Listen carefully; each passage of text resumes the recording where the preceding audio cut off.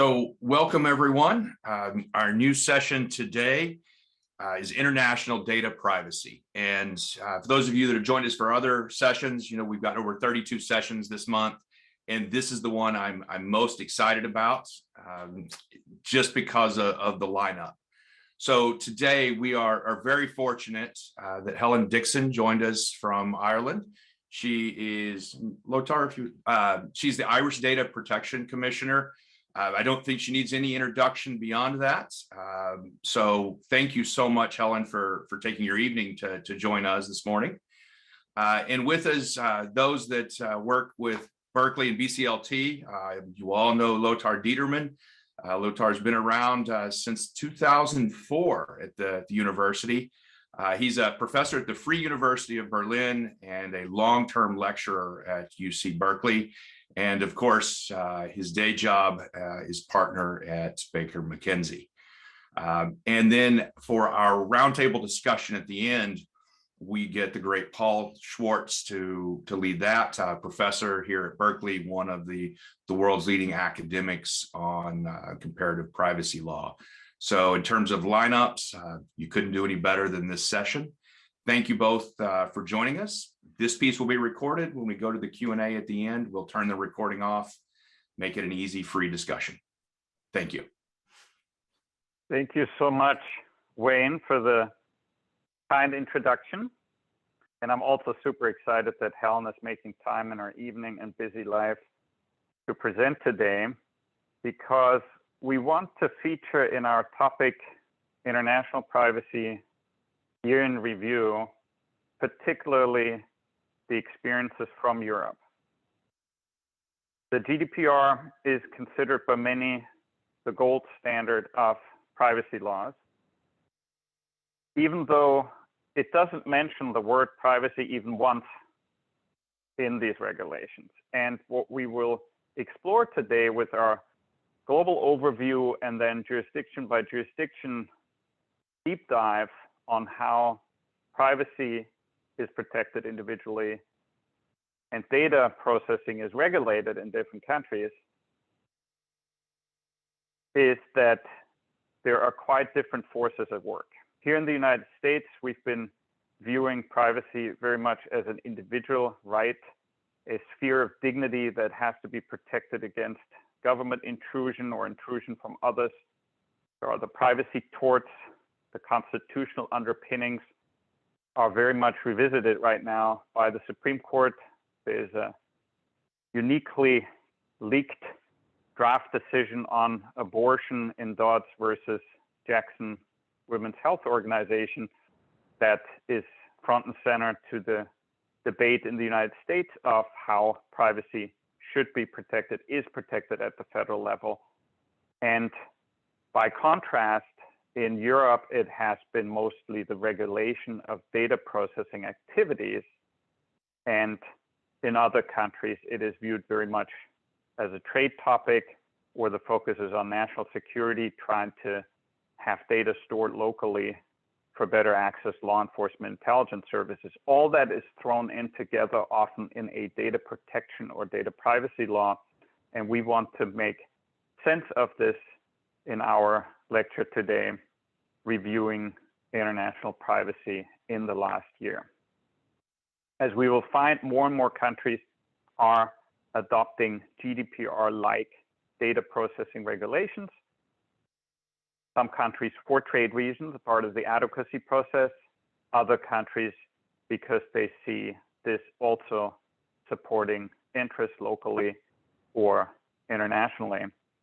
And therefore, we want to focus in particular on the experiences of enforcement. And who could be better than the chief enforcer from Europe for many US companies who set up their international headquarters in Ireland, the jurisdiction that speaks English, the last remaining one in the bloc, and where the common law is relatively familiar, great talent pool, strong rule of law as well, and therefore the place where a lot of US companies set up their European headquarters, or often global headquarters, really the entity outside the US, therefore also front and center to tech regulation a topic that is often blended in with privacy law and data processing regulation. Now, we have prepared also sources and citations that Helen will refer to in the review of all the interesting European cases, and we're planning on publishing our presentation also as a paper to come in the future. This will be made available separately with a follow-up email from the Berkeley Center for Law and Technology, and we will publish in due time also a paper with our remarks today. With that, Helen, what is new in the EU? Good morning, everyone. Delighted to join you today from Dublin in Ireland, and many thanks to Wayne and Berkeley Law and to Lothar for this opportunity to co-present on today's session. I hope it's going to be useful for the audience to get a little bit of regulator perspective crossed over with practitioner perspective. Apologies for my hoarse voice. I think it's too much shouting in the office, unfortunately. I know today that we want to focus more on cases rather than policy-oriented discussions. So for the next 20 minutes or so, what I want to do is trace you through from the perspective of the Data Protection Commission. I'll refer to my office as the DPC, key developments in cases and case law by reference to the work that we're engaged in. So I'm going to take as a starting point the quasi-judicial role of the DPC, and in particular, I'm going to spend a little bit of time talking about the individual cases that we handle and are obligated to handle under the GDPR. So it's not all about the big tech enforcement that Lothar referenced earlier. I look then at a few judicial appeals to DPC decisions from individuals. I'll reference preliminary references from Irish and other EU member state national courts to the CJEU on points of law that those courts consider are still not act clair under the GDPR. I look at a little bit of early trends in compensation cases under the GDPR, and then I'll talk a little bit about those platform cases that Lothar referred to. So as Lothar mentioned, I'm going to be referencing links that we want to provide to you as I go and that you'll have when you get the further reading sheet from us. Just to say as a side comment, if I do sound during my presentation like I'm making some notes of reproach about the GDPR, I think it's only an acknowledgement that there is no regulatory regime. And of course, Lothar is going to go through a lot of them with you today, but there's no regulatory regime that's perfect. And I think as regulators, policy and lawmakers, we always have to be reflective and learning as we go. In the view of the DPC, the GDPR remains the best available legal framework by which European individual rights can be vindicated. So there isn't any doubt about that. So just to start off then and look at complaint handling under the GDPR, where the individual is really king, because there's an obligation on EU data protection authorities to handle every complaint. And what I would say is that the bar is very low in terms of lodging a complaint with an authority. It's probably the highest volume task that we have as a data protection authority. And if you look at Article 77 of the GDPR, you'll see that any individual who considers processing of their personal data may have infringed the GDPR can lodge a complaint. And the obligation is to investigate it to the extent appropriate. Of course, NGOs or qualified representative bodies can lodge a complaint on behalf of an individual as well. And even in some member states, it's not the case in Ireland. It's permitted that the NGOs can lodge complaints with the authorities, even if they haven't been specifically mandated by any particular data subjects. So because there isn't any bottom threshold then on what can qualify as a complaint, it simply has to be the view of the individual that the GDPR may be infringed. We're in receipt of often quite technical infringement complaints. So somebody makes a request to access their personal data, they get it in 6 weeks instead of the permitted 1 month, they're annoyed and they lodge a complaint. Equally, we're in receipt of a lot of complaints that disclose no real risk to the individual. but that's not a qualifier under Article 77. So for example, a complaint dealt with by the DPC last year that took up time and resources disposing of it involved a person complaining that a publication had featured a photo of their pet that, to use the complainant's own words, couldn't have been taken at a more unflattering angle to the pet. This is. Another complainant wanted us to punish her boss. Her boss had written a thank you note on her behalf to a third-party Good Samaritan who'd intervened to help after the complainant was involved in an incident. And this complainant didn't want a note of thanks written on her behalf, and that became a complaint to the DPC. Lothar and I have talked on a previous panel about how employment law disputes also make up a big proportion effectively of what the DPC deals with too. Last year in Ireland, an individual was sacked by a hotel. She refused to engage with the hotel when they sought to pack up and return her belongings from the hotel office to her. The hotel rented storage and put her belongings there. The storage company began to chase the sacked employee to pay the storage rent. In the meantime, she complained via legal representation to the DPC that the GDPR was being infringed because some of what the hotel had put into storage contained diaries and personal data. Is this a reasonable use of the GDPR and an authority's resources? Equally, a lot of the complaints that we get are essentially customer service complaints about people's accounts with telcos, banks, broadband providers. And because all transactions any of us have with any entity, and often with other individuals, involves processing of personal data, any broader human issue or interpersonal conflict can be turned into a data protection issue simply to avail the individual of some statutory body to whom they can complain and look for confirmation that they are right and that the other side is wrong. So I would say that much of what used to be dealt with by common sense in the past now ends up being refereed unnecessarily and unhelpfully under the GDPR. The renowned former Advocate General Bobek of the Court of Justice of the European Union foresaw this issue when he wrote his data protection protective epilogue in the opinion in the Regas case in 2016. And the link is at number 6 in the reading resources sheet that we're going to provide to you. I could spend the entire 20 minutes regaling you with further details of these lower order complaints, lower order in terms of potential for risk or damage to the individual, but there are more important areas to cover this evening. But what I would direct you to do is to have a look at the most recent annual report published by the DPC. The link is at number 1 in the resource sheet that we'll give you. It looks at the span of complaints we dealt with last year.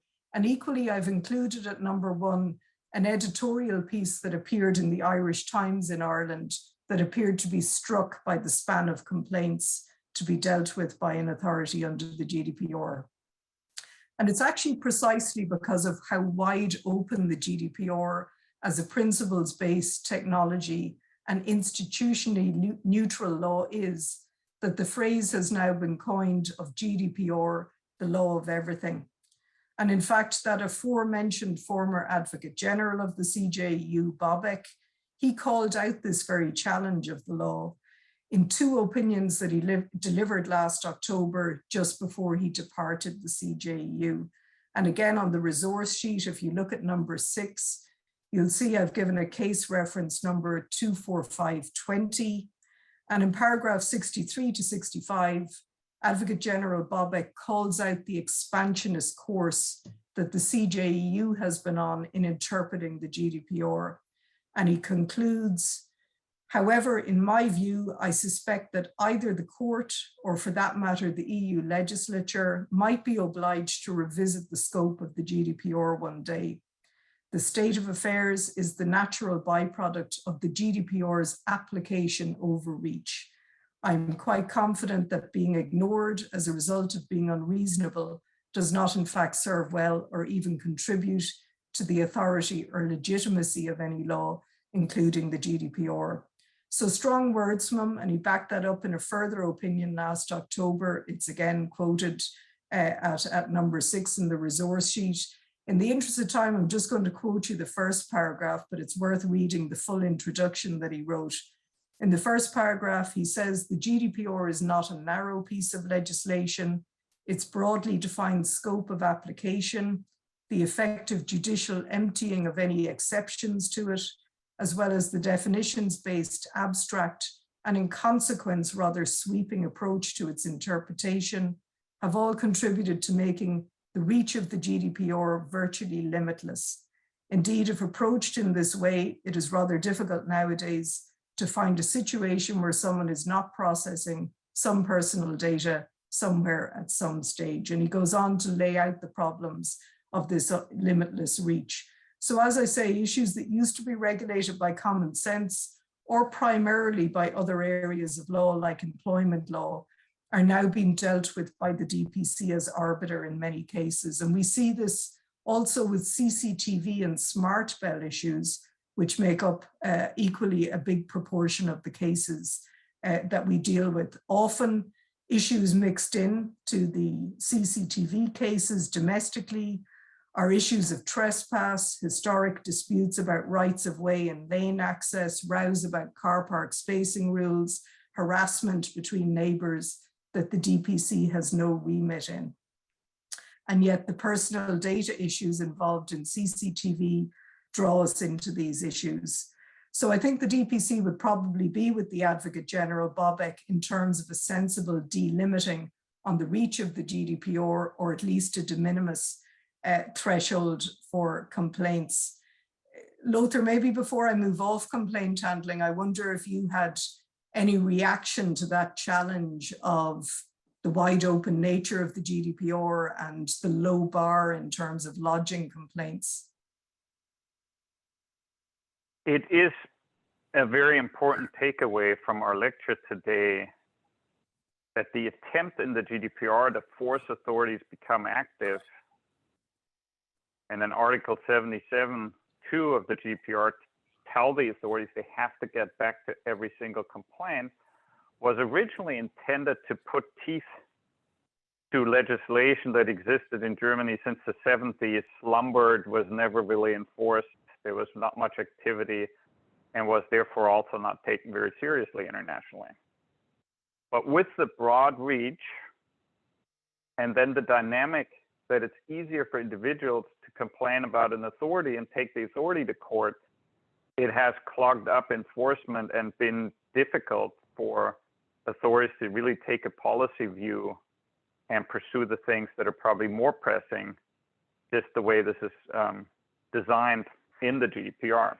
If we remember what the purpose of the EU legislation is, it is to remove trade obstacles between member states and have a free flow of information within the EU. That is the core objective, and level the playing field for companies within Europe.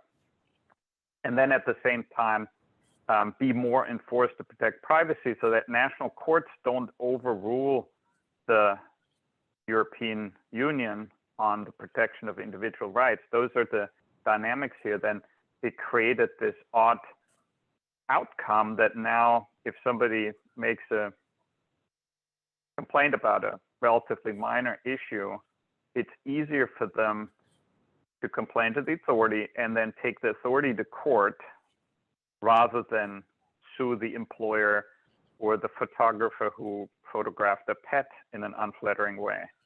And that is, I think, a very important observation and explains how difficult the enforcement is in Europe on a day-to-day basis. So thank you so much, Helen, for putting the spotlight on this important takeaway.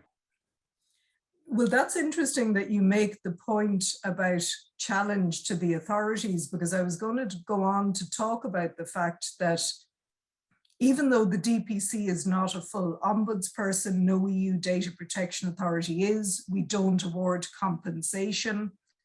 And even though the real beef an individual has is with the data controller, there's still a very steady stream of challenge to DPC decisions in court. And I think the reason for this is that many complainants believe, particularly in employment law contexts, that if they secure a ruling of infringement of the GDPR around the processing of personal data, it may unlock matters in the broader dispute that they have with the data controller. So because it's current and topical, you'll see when you get the resource sheet that at number 2, I've linked to a very recent published decision of a higher court in Ireland on an appeal against a DPC decision. You'll see that the decision taken by the DPC was originally appealed by the complainant to the Circuit Court, then on to the High Court, and then on to the Court of Appeal. And the net point you'll see if you get a chance to read it, it's interesting enough to read, is that the issue concerned a good faith difference in interpretation when an entity put in a subject access request as compared to what the data subject intended. So you'll see when you read it that the data subject looked for their personal data, namely the following, and itemized a certain number of things. So the employer interpreted it that they were only required to supply what had been itemized. The data subject disagreed. And despite the fact that the employer, the data controller later sought to provide them all of the information when they realized there was a miscommunication or a misalignment in understanding, the individual still proceeded with voluminous litigation in this case. And in many of the cases, actually, Lothar, that you referenced, where the authority is challenged, no real points of principle are decided in a case like that. It's going over old ground in general. And I'm happy to say in the vast majority of cases, the DPC decision is upheld by the courts. The other thing I want to step in, just, sorry, Helen, on one point, we did prepare a panel in Brussels once with the head of the Bavarian Authority, who used to be a administrative court judge, and he made the point that he is not going to get involved in every one of the civil suits.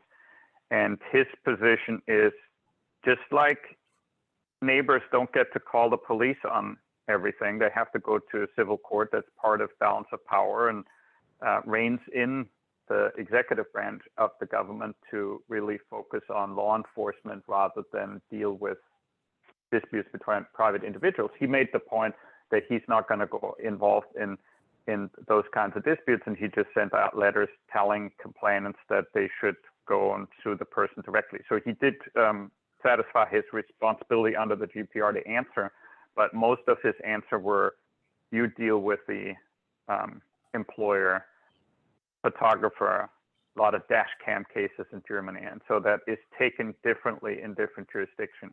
And I also want to take the opportunity to mention that in the chat, Natalie has posted a link to these references that we prepared. So when Helen refers to a particular item, this is numbered and shows in that same way in this paper if you want to do further reading. Back to you, Helen. Great, and they're interesting points. I do think the position of the Bavarian Authority and others will remain to be tested before the courts in the context of Article 78, the right to an effective judicial remedy of a person against a data protection authority in terms of a decision they make or a failure to investigate to the extent appropriate. So I think there's a bit of road to travel on that. We know that recently the EU Commission has now lodged infringement proceedings against 2 EU member states where that ability to access an effective judicial remedy against the Data Protection Authority is absent in the national legislation. So in some cases, individuals haven't been able to take on the authority where they haven't had a remedy. So we'll see where it pans out. It certainly, I think, skewed too much in one direction at the moment. The next thing I wanted to mention was something that the DPC has informally observed recently, which is that there's an increasing volume of reference cases now going from national courts to the CJEU. And perhaps this isn't surprising in light of the application of the GDPR just 4 years ago. And as you know, references can be made from national courts where the court considers as a point of EU law, typically in the GDPR, in these cases that isn't act clear. And so at number 4 in the resources sheet, I provided you there with the links where you can look up and see the current data protection cases. I think there are already 13 that you'll see on the list that have been referred just in 2022 in the first few months of the year alone. So it's quite a volume of case law. And I think it also reflects the fact the GDPR is only 4 years in application and it's very much a work in progress. Right up to 2018, when the previous data protection directive its application had been 20 years in play, there were still references being made from national courts to the CJEU, in fact, on the definition of personal data. So 20 years in, those reference cases were still coming. And indeed, the Irish Supreme Court, arising in a lengthy series of appeals against a DPC decision, made a reference to the CJEU on the definition of personal data in the context of an open book management accountancy exam script. And that's at page 7 in the resources page that I've copied to you. One other important case I think to mention from last year, as we look back on last year, was a High Court judgment from Ireland in May 2021. And it issued on foot of a judicial review by then Facebook, as it was, against a DPC decision to commence an inquiry in August 2020 in relation to Facebook's data transfers to the US. Facebook didn't succeed in the judicial review and the DPC's position was upheld. But in doing so, the High Court gave useful guidance on the discretion of the DPC to set its own procedures as appropriate, provided always that rights to due process and the right to be heard are maintained. So I've referenced that at number 3 on the resources sheet. And I think it's an important case because if regulators under the GDPR are to achieve the ambitious goals that are intended, we can't be overly constrained by arbitrary rigidities in the processes that are permitted. The other area of cases that I wanted to mention to you are cases that I call oldies but goodies. They're older CJEU decided cases, but still nonetheless cases that the DPC even last year relied repeatedly on in terms of cases we investigated and analysis we conducted in terms of how the GDPR applies to the facts. So I've listed them at number 5 on the resource sheet, and you'll see they're cases that look at the issues of controllership and joint controllership, how that's to be established.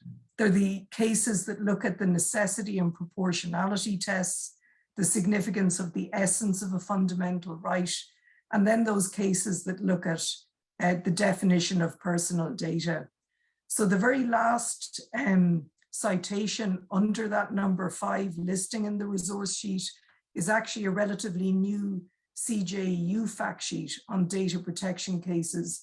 And it's a really useful reference compendium if you get to look at it, because the CJEU has laid out all its most seminal case law, excuse me, on data protection.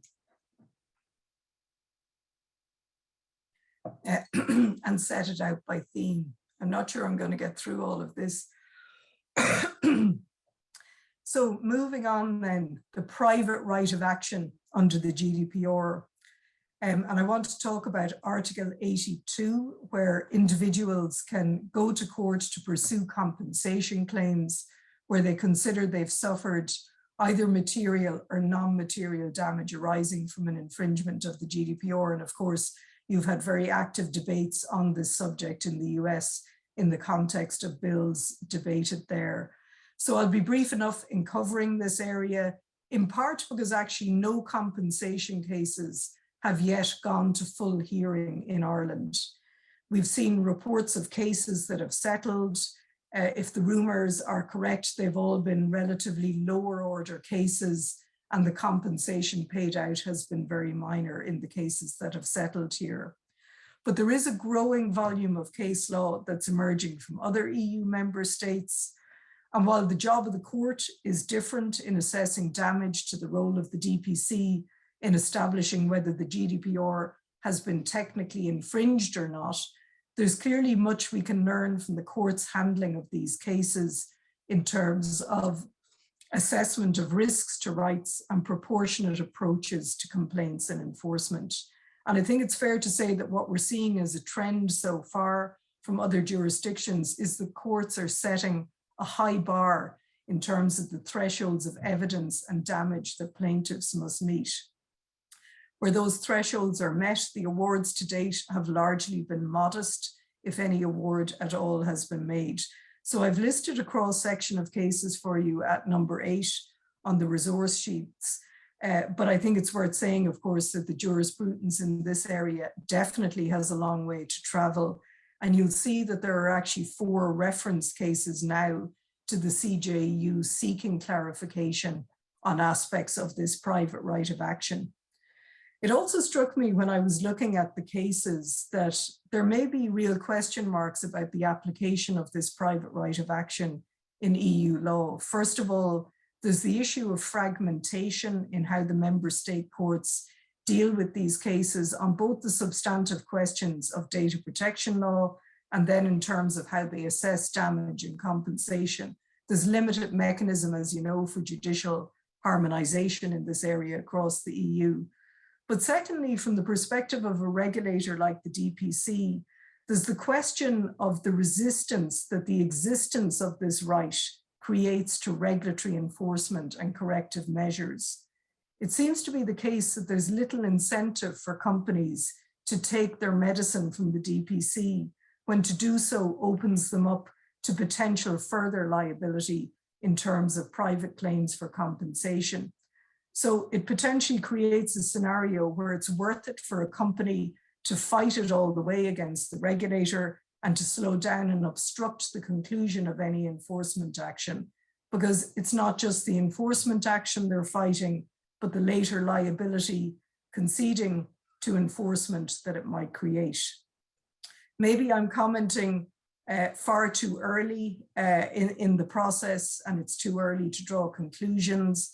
And maybe in due course, we'll see in Europe that in reality, it's the private right of action that drives the biggest changes in company behavior.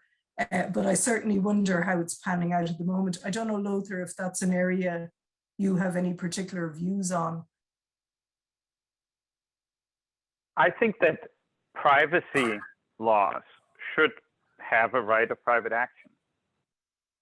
But data processing regulations, such as the general data protection regulation in the EU, should be enforced by regulators. It is too broad, and many of its provisions do not relate to individual harm. So if you create rights of private action, then lawyers will, motivated by economic gain, bring lawsuits that are easy to win and profit off, and that is, it cannot be the interest of broad regulation. So I would strongly advise against putting rights of private action into regulation. And here in California, where we're have an experiment with data processing regulation out of a ballot initiative that became law, first adopted by the legislature in 2018 and then actually by the people of California with a sound majority in 2020 in the general election, there is a very limited right of private action only to enforce certain statutory damages for data breaches, which I also find already problematic, but it's very narrowly framed, and it makes it very clear that all other provisions are there for the new regulator that we're getting to, a new privacy protection agency, will enforce that. So I think the right of private action experiments with the GDPR have to be watched with great skepticism, because it is ultimately a public policy focused general regulation that should be regulated, enforced by regulators and not by individual attorneys. Interesting, thanks for that. I want to go on and talk now about the biggest enforcement cases that have come out of the GDPR so far. And of course, how we define biggest is a matter of debate. But if we take administrative fines applied as a very imperfect measure, the biggest case is clearly the Luxembourg DPA finalized decision against Amazon from last year, where they imposed a fine of 746 million. And that decision is under appeal by Amazon. There's very little, if no detail in the public domain about the case or the litigation. So there's really nothing much more I can say about that one at the moment. The second biggest, in inverted commas, cases is the Irish DPC's decision against WhatsApp that, alongside corrective measures last year, resulted in a fine of 225 million. And that case has since spawned 3 sets of proceedings, no less, and links to those proceedings are cited at number 10 on the resource sheet that we've sent to you. And of particular interest, I think, in terms of the proceedings that are being taken by WhatsApp is the annulment action to the General Court of the CJEU that WhatsApp has brought against the European Data Protection Board's decision under Article 65 of the GDPR. That's the dispute resolution mechanism that the EDPB uses. And this is obviously a novel action. It's the first time a case of this type has been litigated. So that's one that's going to be watched with significant interest. But I think the decision against WhatsApp is also significant in that it offered significant interpretation of the obligations under Articles 12, 13, and 14 of the GDPR in relation to transparency. And in fact, without prejudice to the legal proceedings that they've taken, WhatsApp went ahead and complied with the corrective measures in the decision, and they updated their EU privacy policy in line with the decision. Of particular importance for data subjects were the findings of the DPC on Article 13(1)(c) of the GDPR. The decision interpreted this article to mean that instead of simply stating at a very high level what the purposes of processing of personal data are, controllers must provide meaningful information by linking the purposes to the legal bases relied on and by reference to the specific processing operations undertaken. We suggested that examples should be used to illustrate what's at play, such that the public can understand where multiple legal bases may apply in different contexts to the same processing activity. And this greater level of transparency arguably allows data subjects make an informed choice in terms of whether they're satisfied or not with how platforms use their data. So I suppose the big question arises, which has more impact, the corrective measures that required changes from the company and have delivered clearer information to EU persons, or the 225 million fine? Maybe it's not an either or, maybe both are needed. I want to say a few words then about cooperation, the cooperation and consistency mechanism under the GDPR and the issue of harmonization. You may have noticed that other fines delivered by the DPC against platforms under the GDPR were delivered in Twitter and Meta cases, and I've provided a link to all of the larger scale DPC decisions at number 9 on the resource sheet. Of note, I think currently is the fact that the DPC has 6 platform draft decisions with fines totaling hundreds of millions in the Article 60 cooperation and consistency mechanism of the GDPR, pending the finding of a consensus position.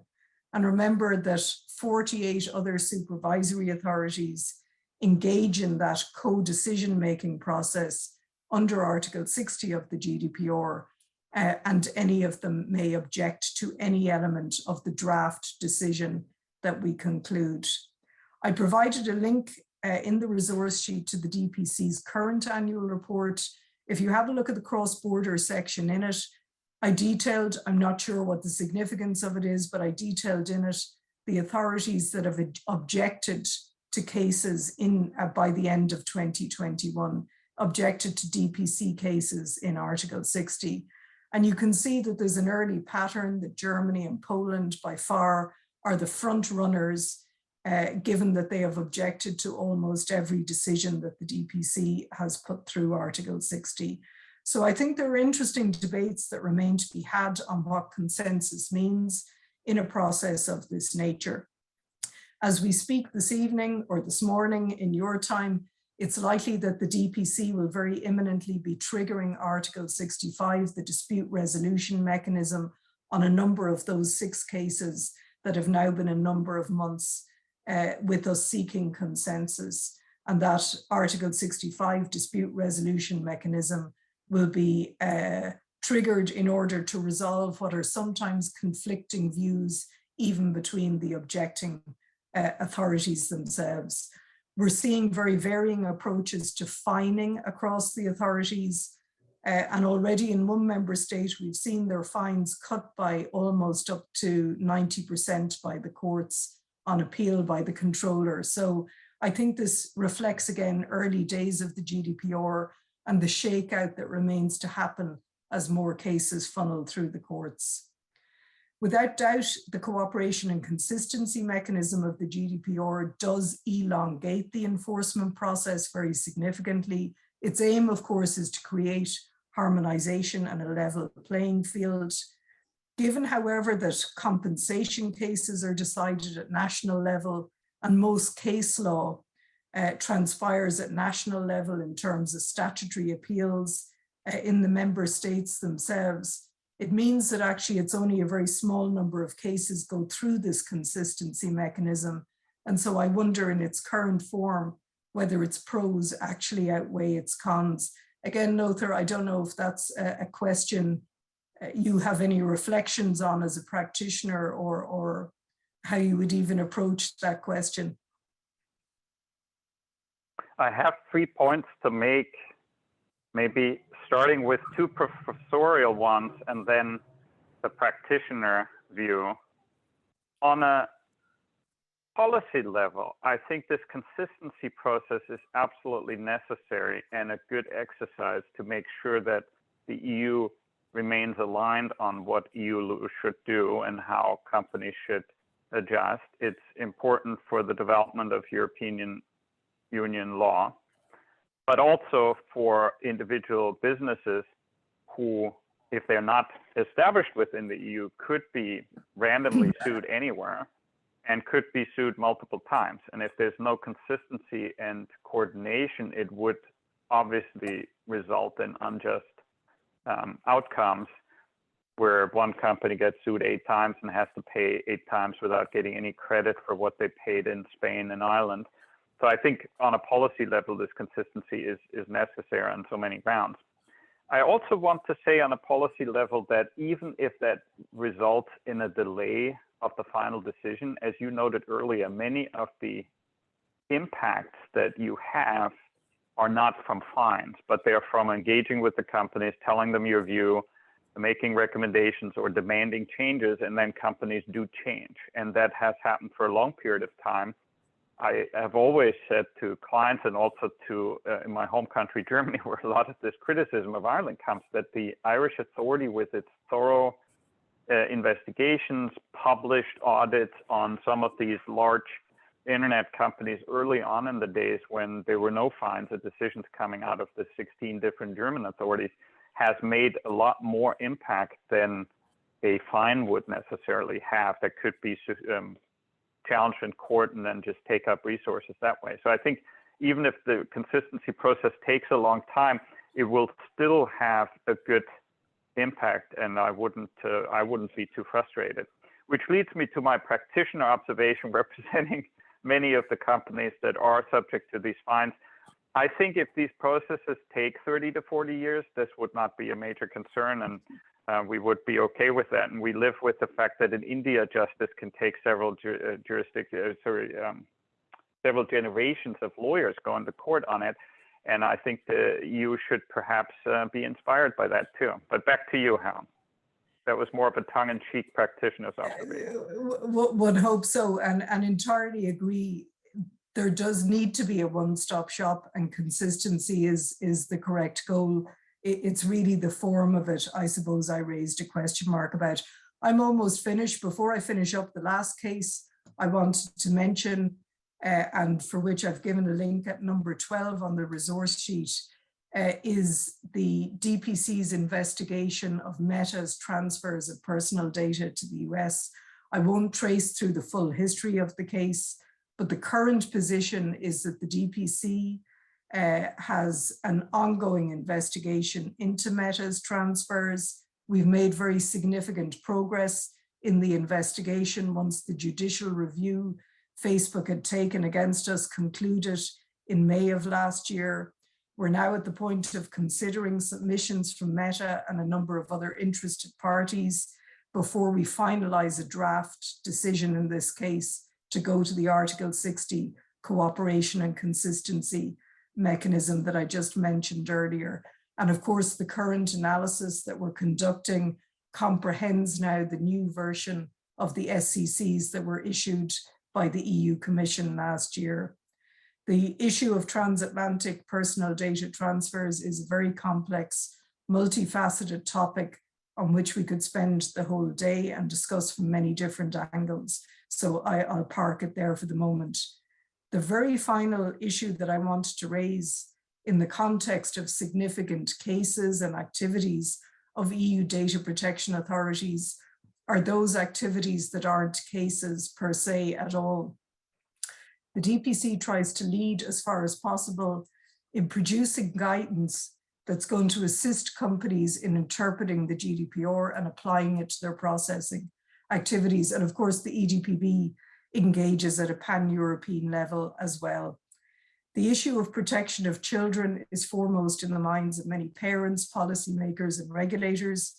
The DPC has prioritized since 2018 the production of high quality guidance on processing of children's data, and we consulted widely in producing it. Shortly, we're going to publish a version of the guidance tailored for children themselves, and you'll see a link to the guidance at number 14 on the resource sheet. We think this approach can make a difference, and we're already encouraged to see that some sectors on foot of the guidance that we've published are coming forward now with proposals for a code of conduct. And in particular, they are the social media sector that have children and teenage users. So we'll see how that develops. Overall, I think there's a very long path, as I've said, to travel in finding solutions to the harms that certain technologies present today, often as a byproduct of what they offer. And I think more and more case law will evolve that will interpret the best rules we currently have to regulate in this space. And the best hope, I think, is that the learnings, whether by regulators, regulated entities, policy and lawmakers, the learnings we'll derive from that case law will move us ultimately to a better picture. So Lothar, I'll hand over to you now to conquer the rest of the world from here. Thank you so much, Helen. I think these learnings inform a lot of what we will cover for the rest of the world.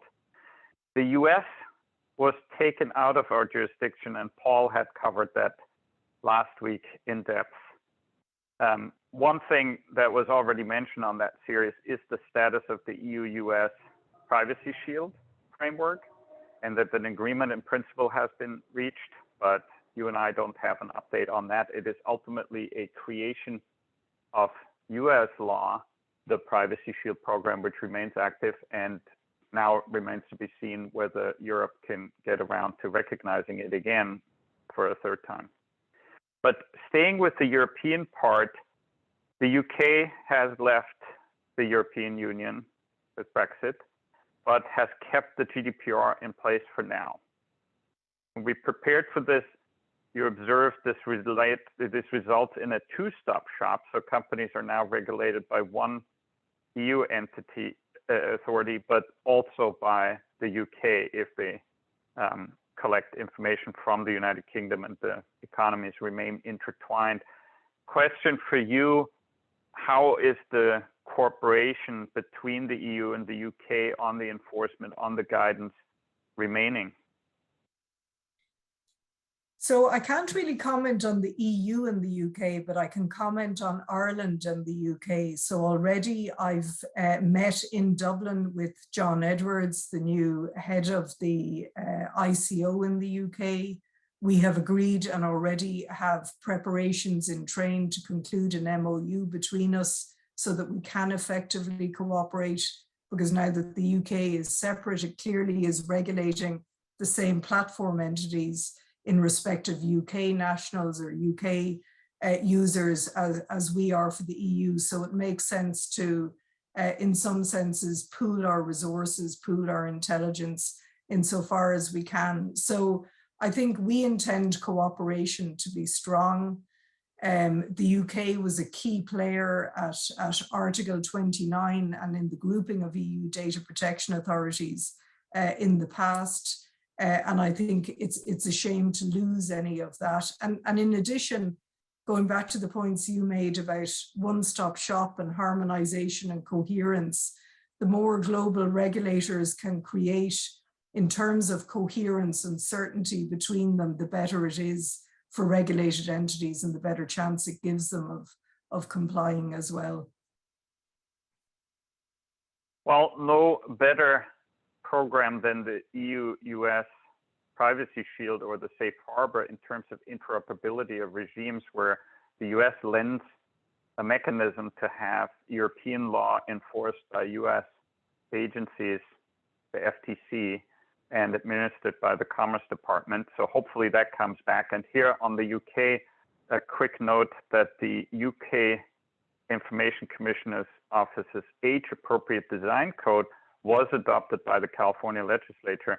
And of course, we find a lot of EU data processing regulation in our California state laws.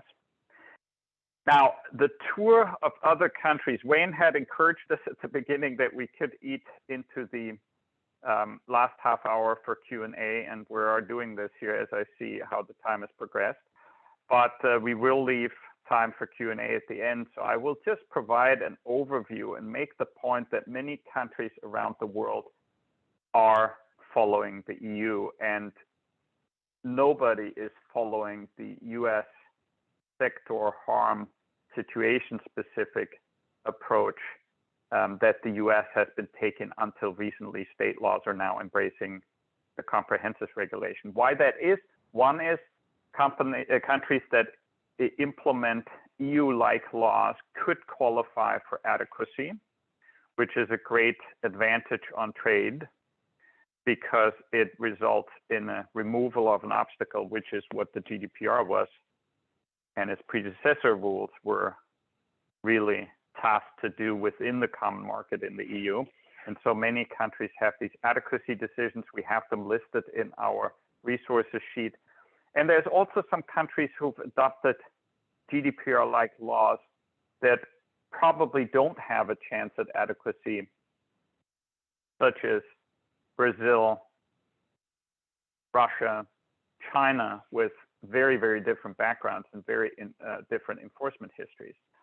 And why they're doing it may be because they're also focused on the same types of policy issues, such as big tech regulation. And some of the companies that you've listed that are in the crosshairs of EU enforcement are also targeted pretty much everywhere around the world for our little update.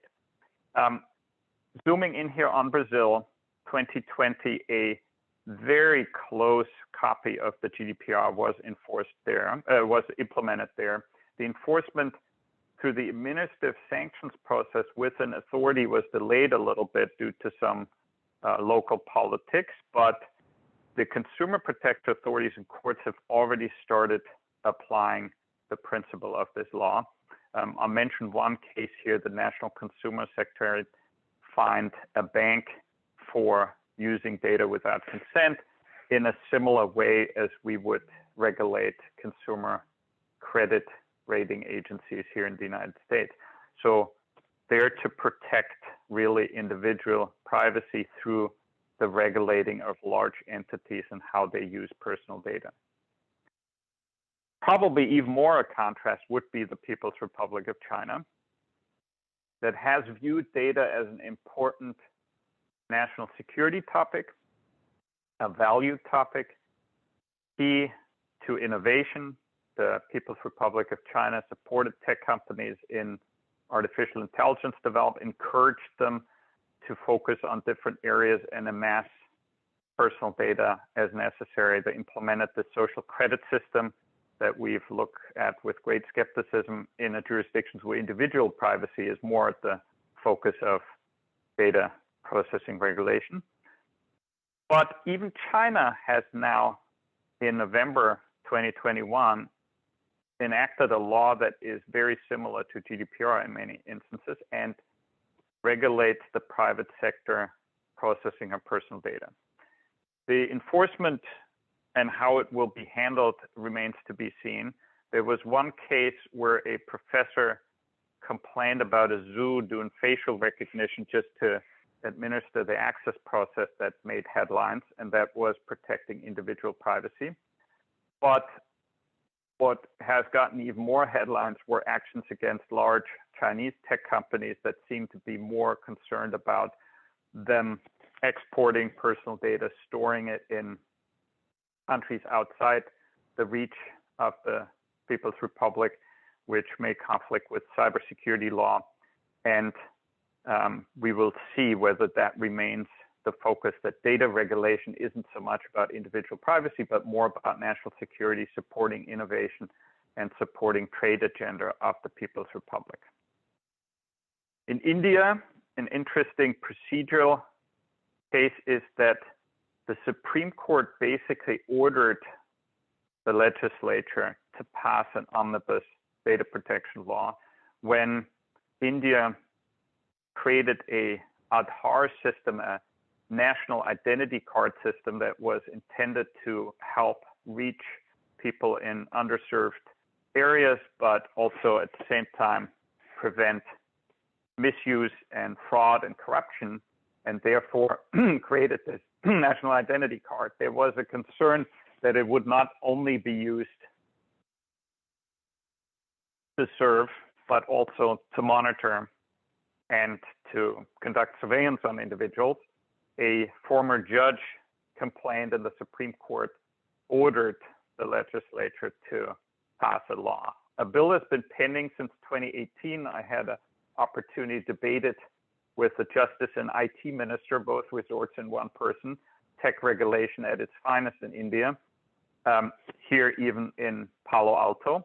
And it remains an ongoing discussion on what exactly will be regulated here and in which way. The early draft was quite similar to the GDPR. We covered that in an article in the Berkeley Journal of International Law that is available on SSRN and is also cited in our resources.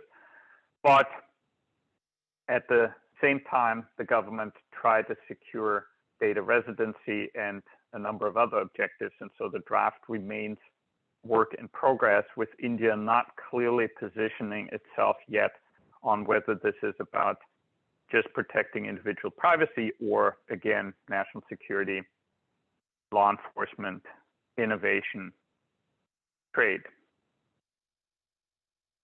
In Mexico, we have a law from 2010 that was certainly inspired by European legislation, but also informed by some of the approaches that the US has been taking.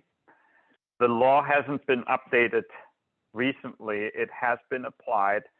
And I'm mentioning one case here out of India that is a more classic protecting individual privacy type of decision. The Mexican Supreme Court ruled to invalidate a decree that created a national registry of mobile telephone users.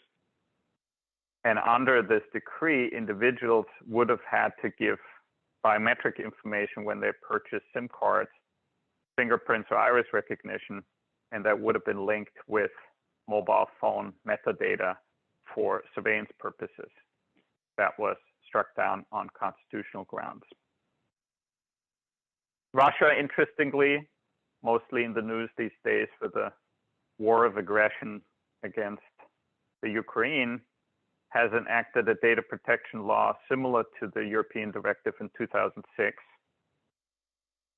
not very much enforced in the classic sense and along the lines of what Helen was summarizing for Europe. But when Russia added data residency requirements in 2014 to secure access for law enforcement, for national intelligence, also to bolster the local IT industry, to force companies to store data in Russia on Russian territory, become independent of Western technology. This was at the same year that Russia started taking territory off the Ukraine with the invasion of Crimea. When that was added to the data protection law, the regulator Roskomnadzor became much more active in enforcing the law and took action against the very companies that were on earlier slides, Western companies, in a number of different ways. One, issuing fines against them, but then also ordering the Russian telecommunication service providers to block access to their site. That has, of course, even more increased recently with the requirement for Western companies to establish local presences that could be subjected to enforcement by Russian authorities, somewhat similar and probably inspired by Article 27 of the GDPR to have a local representative so that the large foreign tech companies can't hide on jurisdictional grounds. And now with the full-on war in the Ukraine also resulted in way more blocking and actions against journalists. Less in the news, Sri Lanka as one of the first Southeast Asian countries to actually enact and have effective personal data protection law that looks very similar to the GDPR. Thailand had already passed one in 2019, but had delayed the effective date twice. It's now scheduled to become effective in 21 days on June 1, and we will see how that will exactly be implemented and enforced in those countries. Turkey, a little earlier, 2016, when the GDPR discussion was at its height, the GDPR was already enacted in 2016. Turkey enacted it too. Turkey had for a long time tried to join the EU. There have been movements in various directions, but there is a large group of academics and policymakers that have favored the GDPR goals, not just for trade purposes, but also for protection of individual rights. And we have, again, fines against social messaging apps and restrictions on cross-border transfer, very similar to EU GDPR. Now, where does this leave us for a global overview? For policymakers in countries that are adopting GDPR-like rules, I think it is very important to learn from the experiences on enforcement that Helen has shared with us today, and that the further reading will illustrate, presents quite some pitfalls and problems too, that other countries should carefully think about whether that will work in their particular context. Some of the dysfunctionalities and delays and so on in Europe come from the attempt of putting very different jurisdictions under a union. That is not something that countries in other regions have to deal with that are nation states, but also the attempt of having policy-minded enforcing by data protection authorities, and that at the same time individual rights can lead to this odd around the corner dynamic that Helen was mentioning, where individuals then sue the authorities to take care of individual rights that could probably be better pursued in civil courts. What does it mean for companies? The proliferation of very prescriptive privacy laws around the world continues.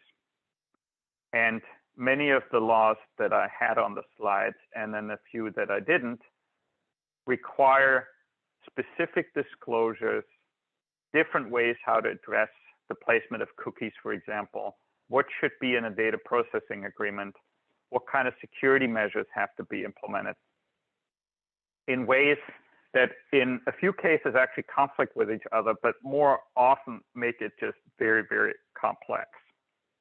So what do businesses do? My practical recommendation here that I would love to hear your input on, Helen, is that companies should be very methodical about thinking which things they should just apply the highest common denominator. And I would say data security, cybersecurity is one of those. Just take the strictest requirement you can find anywhere in the world and make that your guiding post for your own program.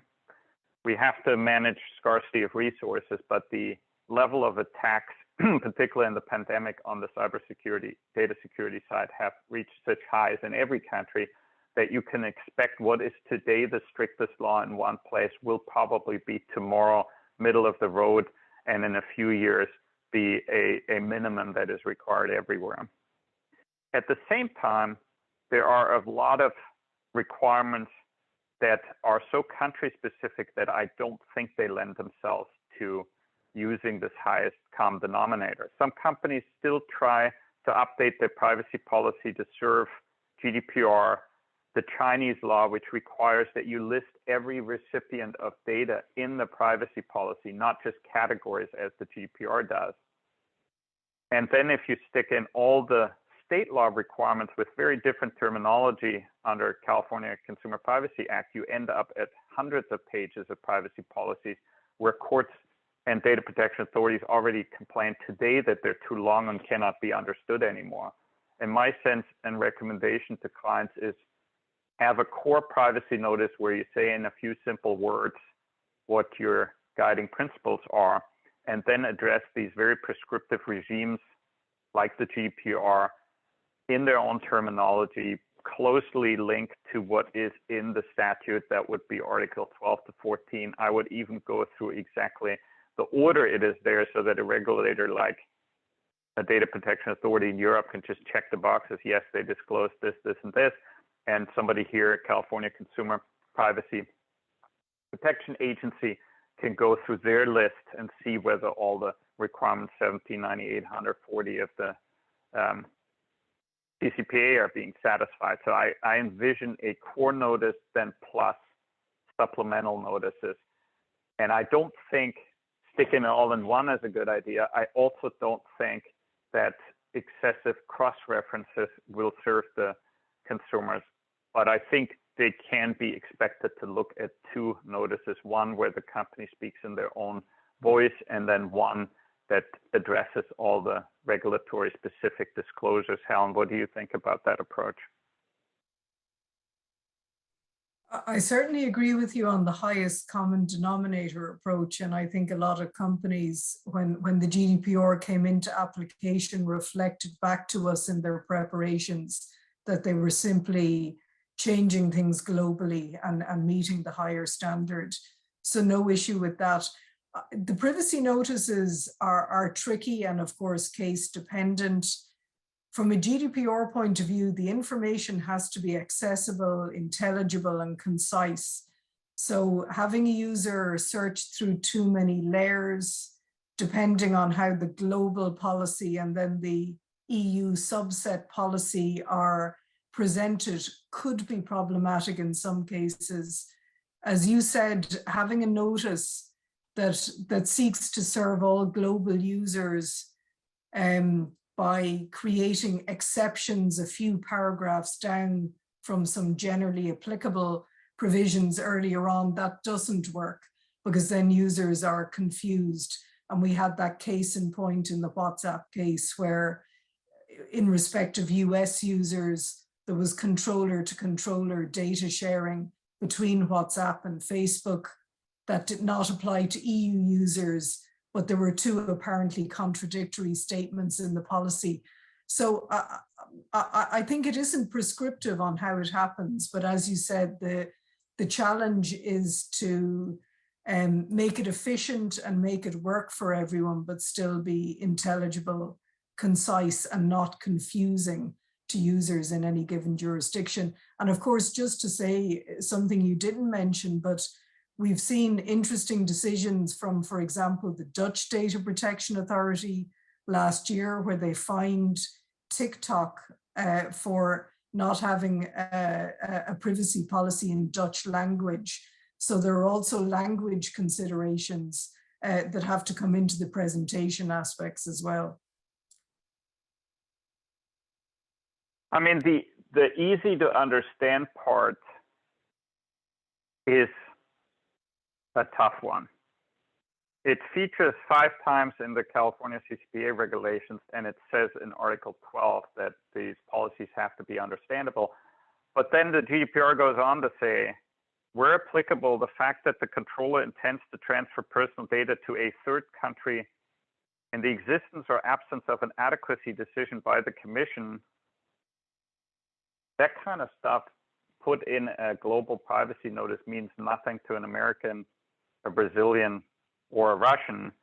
It may mean something to a European to hear whether there's an adequacy decision, but still, I think on a technical level, it is probably easier and more important to tick the box on this and have a statement on that than to try and be easy to understand. Because if you try to put words around that, what that even means, I think there is a risk that you're distorting what the GDPR wants to be communicated here, just in the interest of being well-meaning and explaining things, is my sense. The other 2 points that we had here on that companies have to deal with is data processing agreements. The standard contractual clause that you already mentioned, they weigh in at about 50 pages now, mandated basically, and I recommend companies adopt it as is.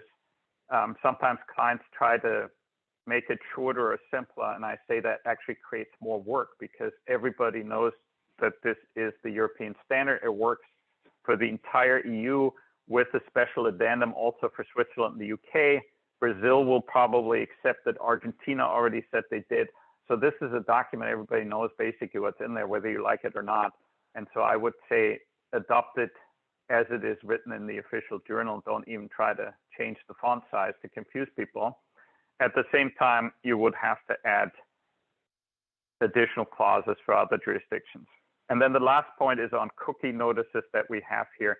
That is something where the EU is very prescriptive, and California and other jurisdictions have quite different requirements that are not necessarily compatible. Here in California, if you prompt people constantly to opt in to cookies, you'll probably violate CCPA requirements according to which you're not supposed to prompt somebody if they've already told you in the last 12 months they don't want their data to be transferred in a way that constitutes selling or in the future sharing as of January 1, 2023. So the cookie banner is probably not even allowed in practice in the US